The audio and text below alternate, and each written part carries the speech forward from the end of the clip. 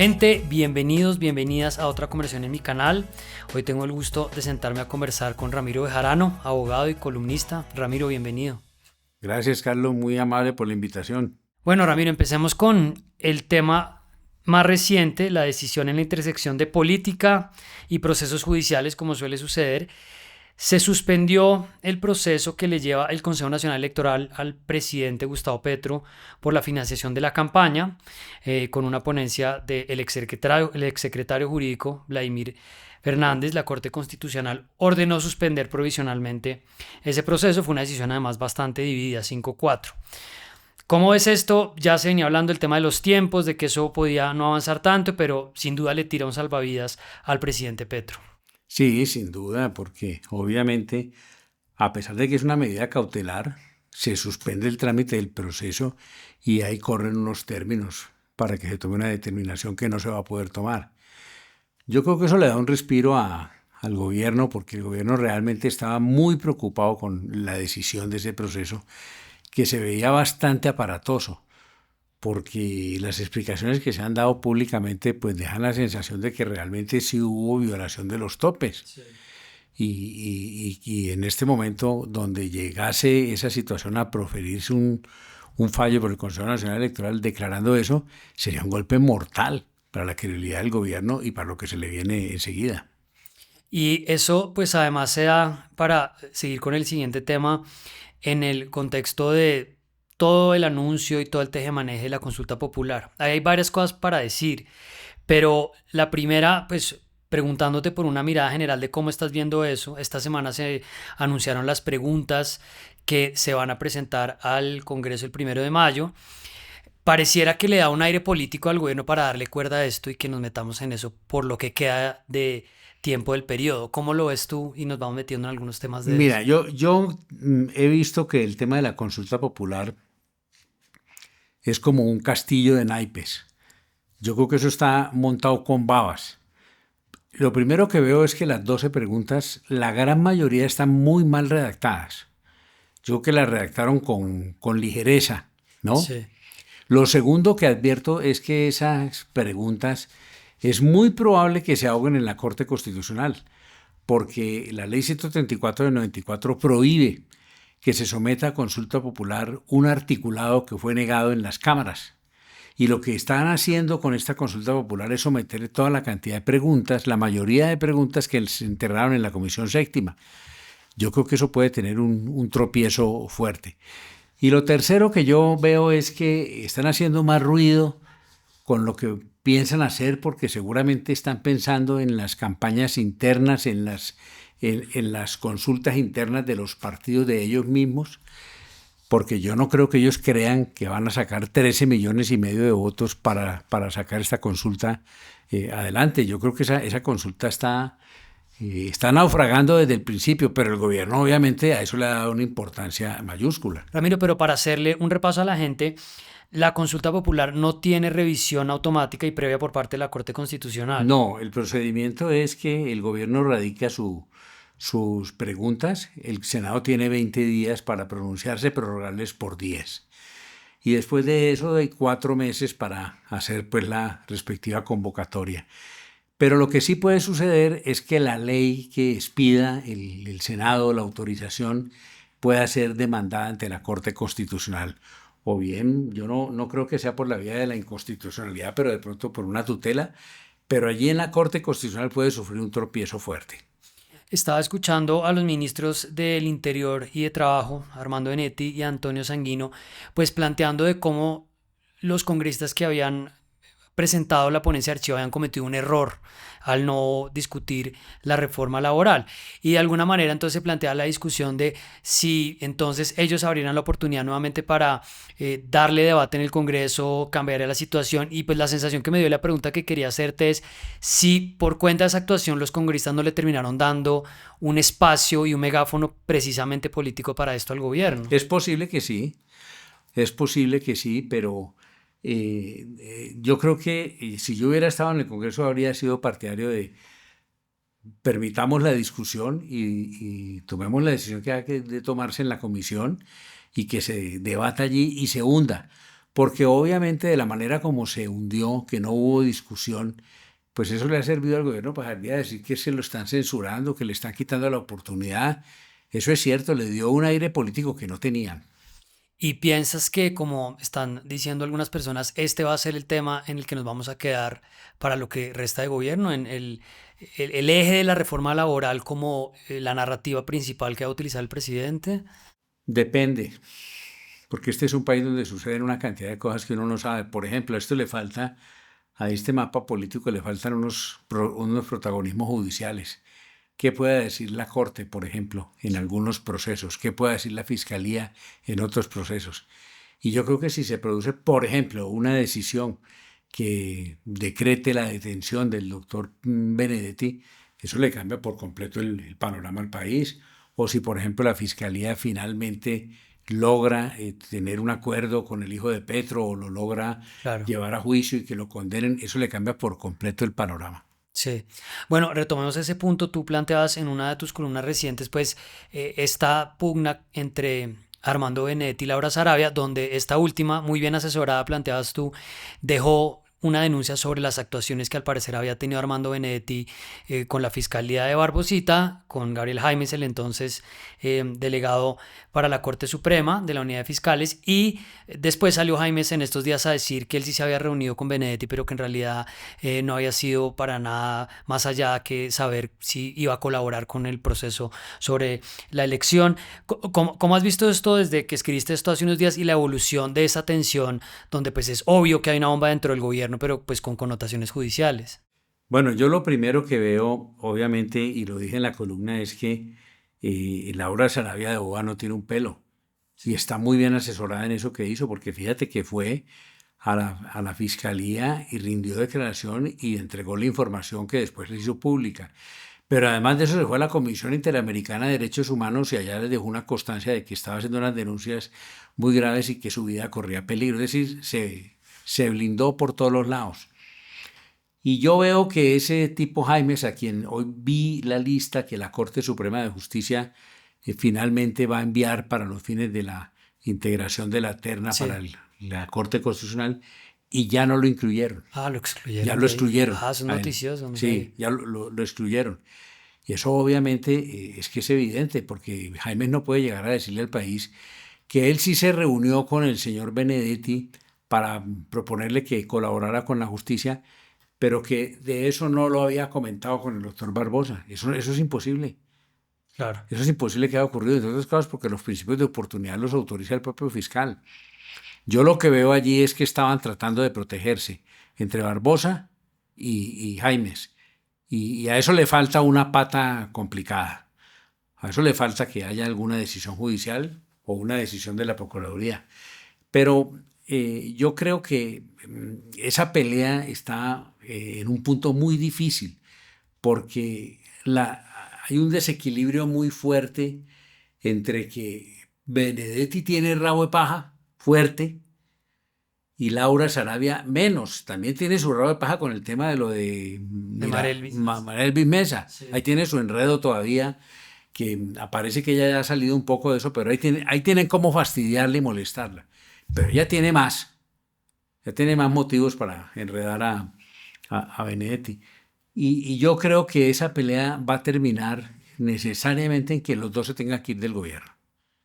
Sí, pero eso es como el cuento que ya le han echado a uno porque parecía que no iban a sobrevivir a otra temporada y ahí seguían. Y estaba oyendo como un recuento de que después de que fue este primer Consejo de Ministros, donde pues Petro hace esta puesta en escena porque sabe que del propio pacto le van a poner sobre la mesa la presencia de Benedetti, todos se fueron y Susana Muhammad al final no entró en la Dirección Nacional de Planeación porque al parecer el mismo Benedetti dijo, no, no, no, yo necesito esa conexión porque si voy a ofrecer algo en el Congreso, no me pueden poner a Susana Muhammad ahí. Entonces, al final, el presidente sacó a toda la gente del pacto, protegió más a Benedetti, entonces el costo de sacarlo sería altísimo. Pero judicialmente de pronto se le queda una condición muy difícil para mantenerlo, ¿no? Y si lo toca sacar por cuenta de una cosa judicial, le toca sacar a la Sarabia, porque eso se le vuelve inmanejable. Benedetti tiene muchos enemigos allá. Y tiene muchos procesos. Por eso te digo que tiene un rabo de paja muy grande que lo expone permanentemente. Bueno, conectamos con algo más de la interna del gobierno y fue la carta que publicó el ex canciller Álvaro Leiva, pues donde dice de otra manera cosas que ya se han planteado antes, pero él como testigo en teoría de lo que sucedió en París y es sobre la supuesta condición de consumo de drogas del presidente y otras insinuaciones que hace. ¿Cómo analizas tú eso? Porque pues Leiva ya había salido de la foto, sale con esa carta en este momento. ¿Cómo lo sitúas tú en esta conversación? Pues a mí me pareció que eso de Leiva tiene muchas aristas. En primer lugar, la gente no ha advertido que él dice que esta es la primera carta, con lo cual le está mandando una amenaza al gobierno. Le dijo que era la primera carta. Y cuando habla de que se perdió en París, Leiva le dice, yo sí supe dónde estuvo usted, pero no dice dónde. Con lo cual, obviamente, lo que claramente se ve es que Leiva se está guardando Unos haces. unos ases ahí para jugarlos. Es sin duda un episodio terrible, porque, a ver, hablemoslo claro, el tema de las adicciones del doctor Petro no es un tema nuevo, ese es un tema viejo. Inclusive yo recuerdo que en la campaña presidencial Ingrid Betancourt le dijo, es que yo llegué a su casa y usted estaba echado, botado allí en un tapete, dormido, y su mujer nos atendió. ¿Te acuerdas de ese? Sí, que insinuó que estaba deprimido también Que y estaba deprimido, sí, pero que fundamentalmente yo entendí en ese momento es que lo había cogido preso en una de esas, en un trip. en una de esas cosas de droga, esas cosas complicadas. A eso se suman además varios episodios que ha tenido Petro, como el que se conoció en su momento y que se divulgó mucho acerca, por lo menos en los mentideros políticos, que él se había perdido el día en que fue electo alcalde de Bogotá y que ahí se suscitó la inquietud de que la mujer iba a poner una denuncia por secuestro, una cosa bastante confusa. Sí, y que pasó mucho durante la alcaldía, Bueno, gente que sabía que él se les entonces, perdía. cuando ahora viene alguien y sale con eso, yo lo que creo es que la gente que ha venido hablando de este tema desde el día uno se siente satisfecha porque por fin hubo alguien que pudiera salir a decir eso. Yo soy testigo de eso. Ese tema lo vienen hablando en todos los rincones, en todos los lugares de Bogotá. Ese no es un tema nuevo. Lo que tiene de nuevo esto es que una persona como el ex canciller dice que él es testigo de eso. Y obviamente el gobierno ha puesto a hacer el ridículo que ya viste al doctor Prada, el embajador, diciendo que todo el mundo dice que es testigo de que Petro estaba con su familia y ninguno ha dicho eso con claridad. Lo que es evidente es que Petro llegó allá y se perdió 2 días. Los periodistas durmieron en el piso en la embajada porque el avión no salía. Claro, 2 días perdido, Sí. ¿no? Y entonces el punto es, eh, ¿qué pasó en esos 2 días? ¿Petro, Petro tenía necesidad de esconderse para estar con su familia? Por supuesto que no, Sí. por supuesto que no. Es decir, ahí pasó alguna cosa extraña, muy complicada, que confirma ese temor reiterado de que hay una cantidad de cosas que Petro hace que no las haría un presidente de la República normalmente. Ahí me gustaría como hablar de esta tensión constitucional porque quienes defienden al presidente, bueno, algunos influenciadores además bajo la nómina oficial dicen que no hay pruebas, que dejen de decir eso, pero por otro lado está este cuestionamiento que en otros contextos me parecería válido, no en este, sobre la vida privada del presidente. Y entonces, pues vimos a comienzo de semana en la alocución presidencial, que es algo de lo que también te quería preguntar, pues al presidente con un buzo alto, con una bufanda después, y pues se supo que al parecer se sometió a una cirugía estética. ¿A ti te parece que este debate, por un lado, es de interés público, pero por el otro lado, se está planteando mal? O sea, porque entonces ahí vienen estos moralismos y entonces, ¿por qué salen y dicen esto si los de la élite también usan drogas y este también lo hizo y el otro sí no dice? ¿Cómo ves tú esa A discusión? ver, yo creo que es equivocado sostener que ese es un aspecto privado del presidente. Cuando un presidente consume estupefacientes y eso genera alarma sobre su comportamiento, sobre la gestión de gobierno, eso deja de ser un asunto privado y se vuelve un asunto público porque es de interés público. Y yo creo que ahí hay acciones judiciales que pueden enderezar eso, como lo pienso decir en mi columna del domingo, ¿no? Pero salir a decir que es que eso es de la vida privada de él, eso es una tontería. Como igualmente me parece tonto el planteamiento que oí hoy en alguna parte de que el presidente ha debido dar aviso de que se iba a someter a una cirugía y que lo iban a sedar, sí. ¿no? Y yo, pues eso es una tontería, pues qué tal, con ese criterio cada vez que el presidente se va a dormir, tendría que estarle avisando a todo el mundo que está dormido, que está desconectado, es una bobería. Pero sí es evidente que este es un asunto de interés público. Tan es un asunto de interés público que ha tenido consecuencias públicas. ¿Cómo? Desatención de citas, el tipo le ha dado portazos a jefes de Estado, a personas muy importantes, a los magistrados de las cortes, los dejó plantados varias veces, los invitó a hacer las paces y no les llegó. Esas son consecuencias públicas de un acto que aparentemente es privado, pero que por las consecuencias deja de ser privado y se vuelve público. Eso no tiene la menor duda. Ahora, que en el pasado haya habido presidentes que dijéramos que consuman cocaína o que algunos tengan inclinaciones pedófilas, en fin, eso es posible y de todo se ha rumorado. De todo se ha rumorado. No hay un presidente en Colombia del que no se haya dicho que tiene amante o una que adicción o una que es un adicción. borracho. De todos han dicho algo. Bueno, lo que pasa, ¿cuál es la diferencia? La diferencia es que por primera vez en la vida, de la vida republicana, tenemos noticia de un presidente que desaparece o aparece diciendo incoherencias por cuenta de una cosa que nadie se explica. Porque, por ejemplo, cuando Virgilio Barco se fue a Corea y allá casi lo mata un problema que tenía en el estómago, eso no era que estaba bajo los efectos de la droga, sino que estaba enfermo. Pero ese es un problema distinto.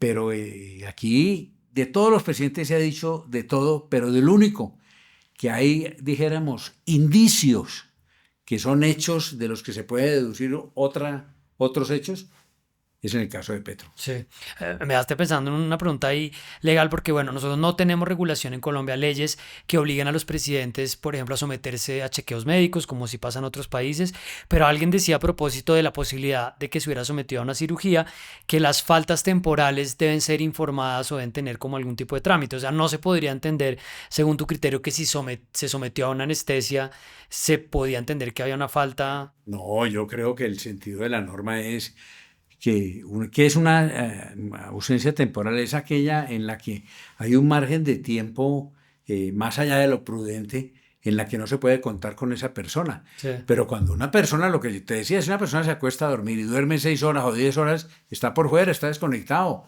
Y si la operación va a durar 3 horas, entonces iba a estar sedado un día, eso no es una ausencia temporal, no, eso me parece a mí que es una necedad, francamente. Bueno, los medios de comunicación y la oposición, por supuesto, explotan de todas las maneras posibles estas críticas a las ausencias del presidente y hay una cantidad de posibilidades de generar como atención porque además a la gente le encantan estas historias. Pero esto le ha servido, entre otras cosas, al presidente para mantener una retórica contra los medios de comunicación, contra los empresarios y empezar a instalar esta idea de que a él lo censuran, de que él no puede realmente decir lo que él piensa y que siempre que va a pasar algo lo atacan, como fue por ejemplo la reacción de él con la carta de Leiva al que le dice el escritor, viste que no lo menciona por nombre propio. Entonces, el caso más reciente fue el de la locución presidencial televisada. A mí me dejó pensando, incluso antes del Consejo de Ministros, una adenda tuya en una columna donde decías que la María Cristina Cuellar, la abogada vallecaucana que desde la apacible Calima promovió la tutela, que ha prohibido a Petro transmitir sus consejos ministeriales, debe estar muy contenta, no solo ella. Y yo me quedé pensando si te parecía que esa tutela era un despropósito, si te parecía que eso era una maniobra política, entonces hablemos un poco de eso. No, a mí me parece que la tutela me pareció inteligentemente planteada. Lo que me sorprendió es que a alguien se le ocurriera en Calima. ¿Tú conoces Calima? Claro, además como tú eres del Valle, yo supe Sí, que ahí había... claro, entonces Calima es un sitio donde hay un lago, hay un pueblo pequeño que se llama Darién, pero allá no hay bibliotecas, allá no hay juristas, allá no hay nada de eso. Entonces digo yo, no se le ocurrió a uno de los tantos lagartos que hay aquí en Bogotá, y allá sí se le ocurrió a una señora que es abogada. Que decía que ella trabajaba mucho en el día y que llegaba por la noche a ver televisión y no... Porque el planteamiento me pareció muy inteligente. El planteamiento fue de ella, yo tengo derecho a ver las noticias a las que estoy acostumbrada y no las puedo ver porque el presidente interrumpe esto. Y ese fue el planteamiento que salió, porque entonces el Consejo de Estado, a mi modo de ver, el fallo es muy liviano porque tiene dos argumentos. Toca al principio el tema de que hay un abuso del presidente. Sí. Y después dice que es que se viola el derecho a obtener la información de esta persona. Pero finalmente le concede la tutela es por el segundo planteamiento, no por el primero, que era más fuerte, Sí, estoy completamente de acuerdo. más denso. Sí. Porque yo creo que hubiera sido mejor decir, no, es que el presidente ha cometido aquí un abuso, un abuso de exceso, autoridad, etcétera, ¿no? claro. Pero se fueron por el otro lado. Pero además lo del otro lado, esa teoría del derecho a no informarse. Parece un poco exótico, Sí. ¿no? No, y vamos a ver qué pasa, porque, a ver, hay algo de esto de que las actitudes presidenciales intimidan. Vamos a ver si el Consejo de Estado se asusta. En sala plena, en En revisión. sala plena, Sí. porque he visto al presidente del Consejo de Estado dar declaraciones muy bien, muy firme y muy coherente. Pero yo conozco cómo es la temperatura en esos cuerpos colegiados. Allá hay unos magistrados que dicen, no nos metamos en eso, nos van a crear problemas. Y además hay cosas que están moviéndose que los pueden afectar a todos los magistrados, como por ejemplo el tema de los salarios que le van a bajar los congresistas. Claro. Eso significa que si les bajan a ellos, a los congresistas, a 48 millones de pesos, a los magistrados también les van a bajar la misma suma. Ellos se ganan 55 millones de pesos. Entonces es 17 millones más. Sí. Una suma importante, 7 o 10 millones de pesos. Entonces yo creo que hay como un factor de preocupación en las cortes. Y algo de eso puede haber pasado también en la Corte Constitucional con ocasión de la medida cautelar que hoy se conoció. Y las cortes, yo no diría que son temerosas, sino que son demasiado prudentes, cautelosas. Y allá el hombre que es magistrado rehúye esas peleas. Sí. Dejemos eso quieto, no sé qué. Y puede ocurrir, vamos a ver si el Consejo de Estado se mantiene en eso o revoca la providencia. Yo me resisto a creer que la fuera a revocar. Sí. Ahora, si yo estuviera en el Consejo de Estado, yo diría, vamos a cambiar la providencia, pero vamos a conceder la tutela no por el derecho a la información, que eso me pareció bastante reforzado, porque no le falta razón, por ejemplo, a Benedetti cuando sale a decir, a burlarse, bueno, entonces hay que cambiar la televisión porque una señora no puede ver televisión a las 7 de la noche. Ese fue el planteamiento de ellos, que es caricaturesco. Sí, sí. Y más hoy en día, porque es que apelan a un precedente muy viejo del acceso a la información, que hoy en día en términos de internet y todo es discutible. Claro. Pero si te entiendo bien, cuando tú hablabas de la abogada Vallecaucana, ¿tú crees que eso igual ahí hubo algún interés también en que alguien la apoyara o que hicieran como movimiento para, venga, pongamos esta tutela? O sea, yo sé que es una especulación, pero... Pues ella es abogada y su marido también es abogado. Lo que yo vi en la prensa, yo no la conozco. Sí, sí. Pues es posible. Es posible. Es posible que sí. Quiero que hablemos algo más sobre estas tensiones en las Cortes, sobre todo en tiempos de elecciones, pero para redondear el tema del Consejo de Ministros y de la alocución presidencial, el presidente el lunes no hace Consejo de Ministros, hace una alocución presidencial donde tiene sentado al ministro de Salud y a unos funcionarios del gobierno para hablar de el problema de la fiebre amarilla. Y algunas personas dijeron que era realmente un desafío al orden legal que el presidente hubiera hecho eso, pues porque se transmitió como alocución presidencial a través de los canales privados. ¿Estás de acuerdo con esa interpretación de que en realidad es un abuso del presidente haberlo hecho? A mí me parece que eso muestra el talante antidemocrático de Petro. ¿En qué medida? Ciertamente él no hizo un Consejo de Ministros, porque un Consejo de Ministros no se puede hacer con un solo ministro, eso es evidente. Pero él lo que sí hizo fue utilizar el mismo esquema, el mismo teatro, el mismo procedimiento, el mismo horario, para que pareciera que él no se dejaba censurar. Sí, sí, sí. Ese fue el mensaje que él mandó, ¿no? Y yo creo que un estadista, un hombre que tenga respeto por el derecho, pues pierde esa pelea y dice, pues no, voy a hacer mi trabajo sin invitar a los canales privados. No tenía ninguna necesidad además de que ese encuentro con ese ministro del Trabajo se transmitiera. Sí, eso fue una cosa Ninguno, horrible. era una cosa que había podido transmitir sencillamente. Pero ese es un poco la actitud de Petro, todo lo explican así, es él y su entorno. Fíjate tú, por ejemplo, que María José Pizarro ahora, que yo tenía tan buena opinión de ella, ahora la veo muy, muy exaltada. No, que es que es la vida privada del presidente, pero ninguno se sienta a pensar sobre las consecuencias de los actos privados. Por ejemplo, aquí hubo hace años, voy a decir esto y me perdonan pues los televidentes, orinar es un acto privadísimo. Y aquí, en la época de Guillermo León Valencia, el abuelo de Paloma. De Paloma Valencia, la senadora, sí. Una fiesta por aquí en el norte de Bogotá, porque él era fiestero, le gustaba el traguito, y salió a las 2, 3 de la mañana lo estaban esperando 3 periodistas, entre ellos Caicedo, tipo Caicedo, Sí, que era el fotógrafo tradicional del sí, tiempo, y le tomó una foto. Y meando. claro, estaba dando testimonio, por así decirlo. Y entonces Valencia se ensoberbeció. Esa era la época en la que no había escolta ni nada de esas cosas, sino una guardia de seguridad pues elemental. Se abalanzó sobre el fotógrafo, le quitó la cámara y se la rompió. Ah, Y se tremendo. fue. Bueno, ¿eso qué motivó? Que todos los periodistas, fotógrafos del país decidieron vetar a Valencia y lo vetaron, no volvían a sacar una foto de él hasta que a Valencia le tocó pedir permiso. Ese era un acto privado. Orinar es un acto privadísimo. Pero sin embargo, fíjate la consecuencia política y pública que tuvo, Claro. ¿no? Sí, sí, sí. Sí, y también este desgaste y este uso caricaturizado del discurso de la censura, que también los alfiles y quienes apoyan al presidente salen a decir eso, que no se compadece en realidad. No, y sobre todo por una cosa que es inevitable. Al presidente ninguna decisión judicial le gusta.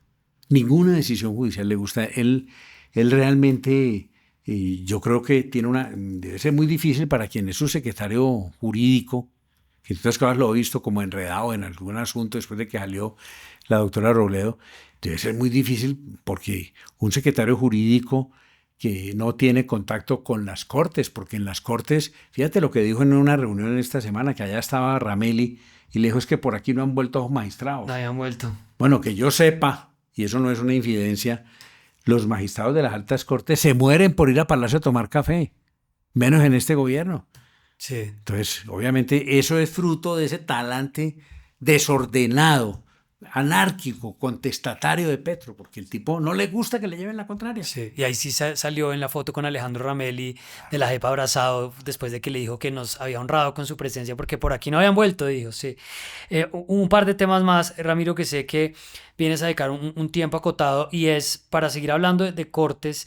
Estamos en este contexto de la elección de 2 magistrados para la Corte Constitucional. Entonces tenemos por un lado la terna que ya presentó el presidente, que son Carena Caselles, Héctor Carvajal y Didi Marrico, sobre lo cual me interesaría un comentario tuyo. Y por el otro lado se definió esta semana los candidatos de la Corte Suprema para la terna, es decir, todavía no está la terna, pero ya se acotó de 18 ahora a 89 que había antes, o sea, ya está una lista más pequeña. ¿Cómo estás viendo tú esto en la elección? Bueno, yo sí estoy empezando a creer en la tesis que le oí a Germán Vargas Lleras por primera vez, según la cual el gobierno está moviendo sus fichas para completar una mayoría en la Corte Constitucional. Allá está pues el doctor Vladimir, Sí, de quien yo tengo buena opinión, me parece que es una persona informada. Me dicen que el doctor Juan Carlos Cortés, que fue viceprocurador, también tiene mucha simpatía por el gobierno. Hay algunos que hablan también de la doctora Ángel, que ha recientemente llegado allá a la Corte. Es decir, no es que sea gobernista, pero tampoco antigobiernista, y eso obviamente en un momento determinado puede pesar.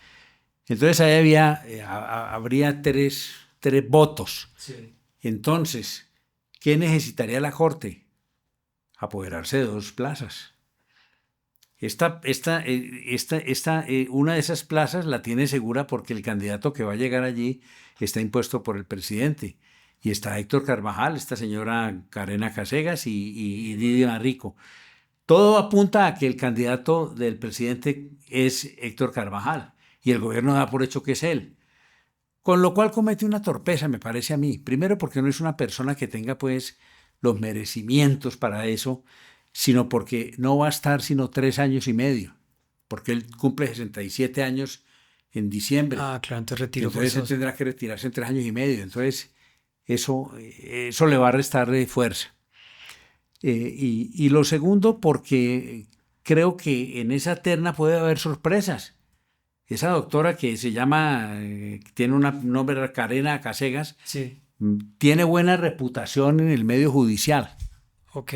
Ella es una persona que ha sido magistrado auxiliar, tal. Por allá había una columna de Cecilia Orozco que le metió un sablazo terrible, no sé si la viste, una columna, no, un Twitter, No. donde decía que ella había sido auxiliar de Ricaute y había sido que había trabajado con Alberto Rojas Ríos. Y entonces dijo pues que ya no hablaba mal de él, pero que eso indicaba que tenía muy malas compañías. Esas cosas empiezan a hacer daño, pero ella es una persona que goza de reputación. Esa no es una persona conocida nacionalmente, pero quienes se mueven en ese ambiente dan buena opinión. Claro, y el Senado puede por bloquear a Petro elegir y no al que él quiere. Entonces, si cogen eso, ahí con cualquiera, pero sobre todo con Carvajal tendrían el cuarto hombre. Y con esta terna que va a completar la Corte Suprema de Justicia, ahí puede haber sorpresas. Ahí me dicen, por ejemplo, que el exfiscal Jorge Perdomo está muy candidatizado. Mónica Cifuentes, que ha estado varias veces. Ahí está Iván Escrucería, ex magistrado auxiliar de la Corte, Carmen Inés Vázquez, que era ex ministra de Cultura del gobierno de Iván Duque. Sí, pero pues Jorge Perdomo pensaría uno que viene con fuerza ahí. Claro, porque él tiene mucha fuerza. Mira, yo creo que es imposible que no vayan a meter a Jorge Perdomo, porque la Corte, él tiene muy buena audiencia en la Corte, ¿no? Sí. De manera que si ahí logran meter a una persona que alguna simpatía tenga con el gobierno, eso tiene unas consecuencias importantes, porque entonces serían ya no 4, sino 5. ¿Pero dirías que Jorge Perdomo tiene ese tipo de cercanía? A ver, Jorge Perdomo es un jurista, él es una persona importante, quienes lo conocemos sabemos que él es un filósofo del derecho y es un jurista, tal. Tiene su credencial. Sí, él tiene méritos propios. Pero también, obviamente, él no es un hombre fugitivo de su tiempo y él se mueve en la cosa política y ha estado cerca de varias figuras políticas y no se te olvide también que ha estado en el proceso de Uribe, de Cepeda contra Uribe, donde ha actuado porque ellos se constituyeron, tanto Montealegre como él, como víctimas. Como víctimas, sí. Entonces, eso te va dando Tiene su propia tribuna ahí. Claro. Sí. Cerremos con eso precisamente, Ramiro. El proceso contra el expresidente Álvaro Uribe es por manipulación de testigos y fraude procesal, algo a lo que en su momento yo le dedicaba tiempo obsesivamente. Ahora en realidad siento que siempre está ahí y que no está pasando mucho, o que para preocupación no va a pasar mucho. En algún momento tú hiciste parte de una de las defensas suplente de las víctimas, si estoy diciéndolo bien, y estamos a puertas de la prescripción. Pareciera que en el tiempo que hay, con todos los testimonios que tienen que evacuarse, las dilaciones de la defensa, va a llegarse precisamente a ese desenlace. Un comentario sobre cómo estás viendo el proceso y también de la relación con el contexto político. Mira, yo empiezo por decirte lo siguiente. Cuando este proceso, ¿cómo se inicia? Jaime Granados, con poder de Uribe, le formuló una denuncia disciplinaria a Cepeda en la Procuraduría. Sí. De pronto me llamó Iván Cepeda y me dijo, hombre, yo quiero que tú seas mi abogado. Y yo pues no conocía personalmente a Iván. Y le dije, pero tú estás loco, yo cómo voy a recibirte un poder en la Procuraduría si yo soy enemigo público de Ordóñez. Y me dijo algo que me hace tenerle admiración a Cepeda. Me dijo, precisamente por eso es que yo quiero que tú seas mi abogado. Entonces yo acepté. Y allá, buena parte de todos los testimonios que hoy se están dando, yo los recibí en el tema de la Procuraduría. Allá tenían un procurador cargado que cuando se iba a ir Ordóñez le formuló pliego de cargos a Cepeda, la cosa más prevaricante del mundo. Sí. Y nosotros apelamos, vino Carrillo y Carrillo en segunda instancia revocó eso y ahí quedó el tema. Pero en el proceso disciplinario, cuando empezamos a contrainterrogar a los testigos y ellos empezaron a ver que eso tenía una cosa frágil, entonces Uribe reforzó sus ataques y apareció formulando una nueva versión con otros testigos. Claro. Y ahí fue cuando se fue para la corte. Sí, que está ese fragmento famoso de un debate en el Congreso. Donde correcto. Dice, sí. Y que me voy para la corte a poner la denuncia, no sé qué, y evidentemente le metió una denuncia y eso tomó pues el giro ya escandaloso en la corte. Yo ya pasé a un segundo plano porque mi actividad no es ser penalista, porque eso que tú dices que no le has podido seguir el curso al pleito es que es muy difícil. Para poder seguir el pleito tiene que ser uno juez, fiscal, abogado. O tener el canal de Daniel Coronel que le pone. O estar sindicado. Sí, es muy difícil. Entonces ahí arrancó eso. ¿Y cuál es mi impresión? Es evidente que de todo esto, así Uribe sea absuelto, para el juicio de la historia es terrible para él. Porque uno esperaba que un expresidente estuviera en contacto pues con Vargas Llosa, con gente de la intelectualidad latinoamericana, escribiendo artículos. Sus memorias. No, una cosa, pero entonces uno ve que Uribe lo que tiene es un entorno de gente que de una u otra manera están vinculados con aspectos delincuenciales. Y entonces el ciudadano del común dice, uy, pero todos son amigos de Uribe, porque fíjate que él ha llevado una multitud de testigos. Yo dejé de ser parte de ese equipo hace un rato. Sí. Pero lo que es evidente es que la gente aprecia y dice, bueno, pero el doctor Uribe, al fin, ¿cómo es que se mueve? Toda la gente que él lleva, todos tienen prontuario. Todos tienen prontuario. Sí. Incluidos la gente con la que él trabajó. Entonces, yo que estoy viendo de ese pleito, es muy posible que cuando avance esto, yo no creo que esa juez se vaya a dejar meter los dedos a la boca y que no la dejen fallar. Esa juez es de armas tomar. Esa doctora, yo creo que ahora que le están impidiendo pues que avance, pero vas a ver que esa señora un buen día de estos dice, bueno, vamos a hacer declaraciones por la noche y los sábados y los domingos, porque tiene 65 testimonios para recibir. Sí. Y esa jueza no se va a dejar meter los dedos a la boca. Sí. Yo no creo, ella va a fallar. ¿Cómo va a fallar? No lo sé. Pero cualquiera que sea el sentido, eso va a ser terrible para Uribe. No va a poder recuperarse jamás de esa situación, porque al país le ha quedado la sensación de que realmente ese es un expresidente bizarro, por decirlo de alguna manera.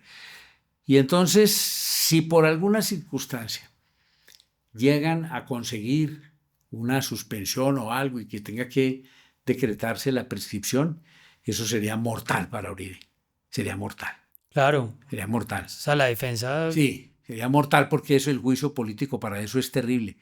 Yo creo que esa juez va a hacer todo lo posible para fallar y bueno, yo creo que, en mi opinión, como ciudadano, por todo lo que yo he visto, yo no le hago tanto seguimiento ahora porque es muy difícil, pero yo veo que allí está, para que un juez pueda imponer una condena, hay elementos para eso. Sí, yo estoy de acuerdo. A la distancia lo que uno ve es que a ellos los cogieron con las manos en la masa, los lograron enmarcar ahí y tienen todo para condenarlos. Uribe se metió un tiro en el pie, porque Sí. es que yo no me puedo olvidar de esto. Mira, yo era todavía abogado de Cepeda en la parte de la Procuraduría y estaba también representándolo como suplente en el tema penal. Y cuando sale la decisión de la Corte que le archivó a Cepeda, que era un golpe para Uribe, Uribe no se soñó jamás que la Corte le iban a compulsar copias. Sí. Y entonces, ¿qué hicieron? Esto fue el 20-21 de febrero del año 2018. Hicieron una cantidad de tonterías gigantescas. Sí, que van a arreglar eso ahí. Ahí se fue donde se fueron, donde Monsalve lo grabaron, etcétera, y llegaron el viernes que vencía el término para interponer un recurso de reposición y Uribe estaba esperando que le llegaran con esa retractación y montó a la gente allí, hizo una manifestación y no le llegó. Todo eso quedó establecido. Sí. Yo creo que es el momento clave de ese proceso. Ellos en el afán querían reunir rápido esas retractaciones. Ya había un antecedente que los iban a grabar y que los iban a dejar ahí. Ahora, tú te pones a ver el antecedente de Uribe como presidente. Esto que está ocurriendo en este pleito no es nada distinto de lo que ocurrió cuando le hicieron el montaje a Iván Velázquez. Es que el modus operandi es el mismo. Tasmania. Sí. Que entre otras cosas, la persona que contribuyó a que se estableciera cómo había llegado la carta que Tasmania mandó desde la cárcel a Palacio de Nariño fue por obra de un derecho de petición que yo formulé. Y ¿cómo así? ¿Cómo le llegó a usted esto, presidente? Entonces, ahí fue donde salió el cuento de que la señora del DAS se tuvo que ir, volver. Bueno, terrible. Pero todo es así. Todo es así. Pues Ramiro, un gusto como siempre conversar de política, de cortes, de intriga del poder. Quería simplemente para despedirte, siempre le pido a los invitados que nos deje una recomendación de algo que haya leído, que le haya gustado. Tú eres un lector constante y entre otras pues expresaste tu condolencia hace poco por la muerte de Mario Vargas Llosa. No sé si nos quieras de lo que has leído de algo. Mira, yo soy una persona que a Vargas Llosa cuando lo leía hablando de política me provocaba estrujarlo. Sí. Sobre todo porque decía unas cosas torpes. Por ejemplo, eso de salir a apoyar a Duque, eso me parecía que un tipo de esa dimensión no tenía por qué hacerlo. Pero era un gran escritor, sin duda, era un gran escritor. Y sentí mucho la muerte de él porque no hubo tiempo de madurar que se iba a morir. Y creo que estaba haciendo una novela que ojalá no vaya a pasar lo mismo que hicieron los hijos de Gabo, que vayan a explotarla, pues, ¿no? A exprimir eso, sí. Sí. Yo creo que la obra más importante de